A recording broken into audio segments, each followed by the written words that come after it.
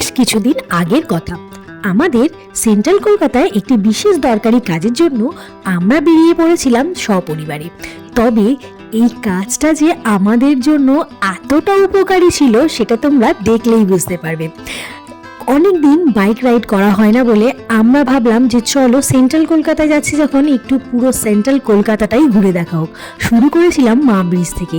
এই ব্রিজে ওঠার সময় থেকে নামা পর্যন্ত এতটা সুন্দর লেগেছে আমাদের এই জার্নিটা, তোমাদেরকে কি করে বোঝাবো।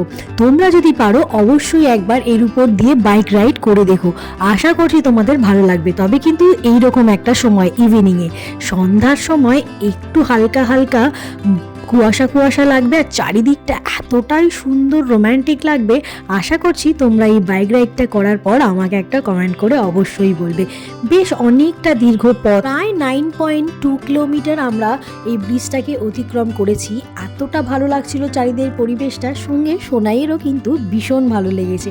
তারপরেই আমরা চলে গেলাম এই দেখো ময়দানের কাছে, যেখানে এত সুন্দর লাগছিল চারিদিকে ফাঁকা ফাঁকা মাঠ, যেটা কলকাতায় দেখা খুবই বিরল।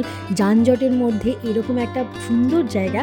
তারপরেই চলে আসলাম আমাদের একদম স্টেডিয়ামের কাছে। এখান থেকেই আমরা টার্ন নিয়ে চলে যাচ্ছি রেড রোডের দিকে। রেড রোডের কথা তো তোমরা সবাই শুনেছো, জানো, যেটা একদম ঝাঁ চকচকে পরিষ্কার পরিচ্ছন্ন।